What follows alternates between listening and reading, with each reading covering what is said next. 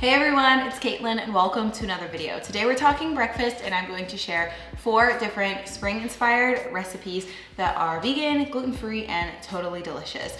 3 of them are going to be on my blog, and I'm also going to be sharing a sneak peek into my cookbook, Simply Delicious Vegan, with 1 savory recipe. So all these recipes use flavors that I might typically enjoy more in the spring, or they're just highlighting fresh ingredients. All of them are really colorful, vibrant, delicious, easy, and also relatively budget-friendly too. So without further ado, let's get into it. First, we're going to be making some blueberry overnight oatmeal. This recipe is really delicious and I love the bright color. So we're going to start by making our blueberry milk just by combining some frozen blueberries with some plant-based milk, a touch of lemon juice, and a little bit of maple syrup into a blender. I'm also adding some vanilla extract and salt. The vanilla is optional, but I also highly recommend it. So then we're just going to blend this up until the blueberries completely disintegrate, dissolve into the milk, and you get this really pretty blue color that I totally love. I will note that you do need to use frozen blueberries to get this color. It's something about how the cell wall breaks down. If you use fresh, it looks a little bit more gray. The end recipe will still be delicious, but if you're going for color, you gotta use frozen. So now moving on, we're going to work with our dry ingredients. We're going to add some rolled oats to a bowl along with some chia seeds and just mix that together so the chia seeds get a little bit more evenly dispersed. And then we're going to pour our yummy, my mouth is watering as I'm looking at this, blueberry milk into the bowl of oatmeal and just mix everything together. Now the oats and the chia seeds are going to absorb liquid over time, so that's why I like to let the mixture sit for about 5 or so minutes. It still won't be completely absorbed, but as you can see here, it's a lot thicker now. So now this is a good time to sort of transfer it into containers if you would like. I personally like to pre-portion it. I feel like it's an easier breakfast to have in the morning. So here I'm just using a glass jar, and this can serve 3 or 4 people. If it's around 3, you'll want about a cup of the oatmeal per serving. So I'm just dividing it up into my jars here. Again, if you have Tupperware container, you could also use that as well. And I like to wait to top my oatmeal and let it solidify a little bit more so the toppings don't sink all the way to the bottom. But here is some oatmeal that has thickened for a few hours in the fridge, or you can let it sit overnight. As you can see, it's a lot more thick and it's not runny. It's very creamy. So we're going to top it off. Today I'm topping it with some fresh blueberries, some pumpkin seeds, and some hemp hearts, but you can really do whatever you'd like. The blueberry flavor is already really infused into the oatmeal, so I don't typically mix a ton of fruit in. I just top it off with some extra fruit and other things for texture. Up next, we're going to be making the broccoli cheddar egg muffins. This recipe is from my cookbook. It's really easy and delicious, and it's the perfect savory snack. And if you're not a sweet breakfast person, you gotta try this one out. So we're going to start by adding some chickpea flour, nutritional yeast, turmeric, and a touch of paprika to a bowl, along with some salt and baking powder. Then you're just going to whisk everything together until it's evenly incorporated. And then we'll add in our wet ingredients. So we're adding in some plant-based milk. I like to use soy milk, so these have even more plant-based protein in them. And just mixing this together until you get a nice uniform batter. It might look kind of chunky, so here I'm using a whisk to whisk it until it's smooth. So I would just recommend that if you're using a spatula and the chickpea flour doesn't totally dissolve. So we want a sort of like egg colored batter. And then we're going to add in some broccoli florets and some shredded carrot. And last but not least, some diced onion to really round out the flavor profile. I like how the carrots add some natural sweetness to this, while the broccoli and the nutritional yeast give that classic broccoli cheddar combo, and the onion just adds a little bit of extra texture and yumminess to the mixture. So now at this point, you can align a muffin tin. I'm using a silicone muffin tin. The muffins pop out a lot easier this way and I don't have to use liners. And you're just going to generously scoop the mixture into all of your muffin tins. You want them to be pretty full because honestly, they're not gonna rise much. We're going for more of a dense, sort of eggy quiche texture than like a fluffy muffin here. So this is what they look like after baking. If you're using a silicone mat, I recommend like pinching the ends to sort of separate the muffins a little bit more easily. It makes them easier to remove after they've cooled for about 5 minutes. You should be able to just pop them right out with a silicone mold. So that is it for these muffins. They are really easy. They're a great on-the-go snack. I'll have like 2 in the morning, maybe with some fruit because I'm a sweet and savory kind of gal. But I really love the texture. It is very similar to like a baked egg muffin that you see in a lot of those meal prep videos. Next up, we're making some chocolate orange waffles, which may sound decadent, but you can make these ahead of time and have it for like a quick and easy vegan chocolate Eggo breakfast. So first we're going to start out by sifting our oat flour and our cacao powder together with some almond flour. And the reason we're doing this is mostly for the almond flour and the cacao powder or cocoa powder because those often form clumps. So here I'm just using a spatula and rubbing it against a fine mesh sieve strainer to really get all of that texture out. And this is what it should look like once you're done. So it's nice, light, and fluffy. So here I formed a well in the center of the bowl, and we're adding in our wet ingredients. We have some non-dairy milk, some orange zest, some vanilla extract, just a touch of maple syrup for sweetness to counteract the bitterness of that cacao powder, and some salt. I think it's in there. Oh, I just added it to the wet ingredients, but I didn't show you guys. So we're gonna start by mixing the wet ingredients together first, and then we'll use a spatula to fold in the dry ingredients. And waffle batter and pancake batter is pretty similar, to be honest. So if you don't want to make waffles, you can also make pancakes with these. Just make sure you get all the clumps out. Waffle batter is generally a little bit thicker. So if you wanna make pancakes, you might wanna thin it out just a tad.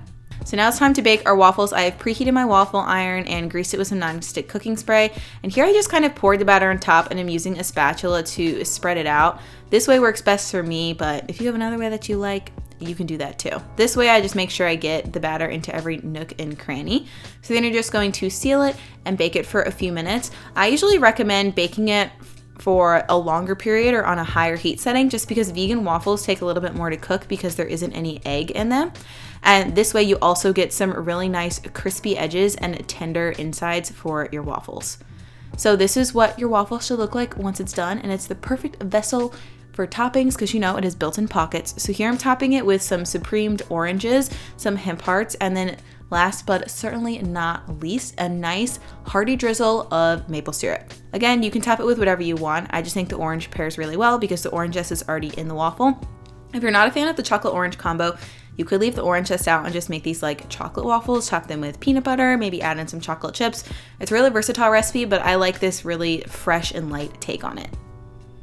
Then last but not least, we're going to be making some vegan lemon poppy seed cake. It's kind of a loaf, kind of a cake. It's just really nice, fluffy, moist, and buttery, and it's like the perfect treat to have with coffee or tea in the morning. So we're going to start by adding some oat flour to a large bowl along with some almond flour, baking powder, baking soda, and salt. Then we're going to whisk everything together. As you can see, the almond flour is kind of clumpy here, but it's okay. It mixes well with the other ingredients later on. So now for our wet ingredients, we're going to add 2 thickened flax eggs to a bowl, along with some maple syrup. We're using that for our sweetener in this recipe, and some full fat coconut milk. This recipe is oil free, so the coconut milk adds a nice butteriness and creaminess to the recipe that regular milk would not. So I would really recommend using full fat coconut milk. But anyways, we're also going to add some vanilla extract, and then we're going to add the zest of 2 small lemons. So it's about a tablespoon of lemon zest in total, and this really adds that yummy, fragrant lemon flavor to our loaf. So I would recommend zesting. It's really not a big effort and it's high reward.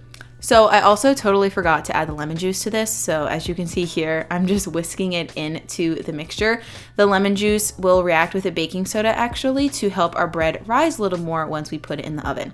So now we're going to put the wet ingredients into the dry, and like all baked good recipes, we're going to mix until we get a nice uniform batter. The good thing about gluten-free recipes, at least, is that it's really hard to overmix them because there's no gluten, so it won't get overly tough.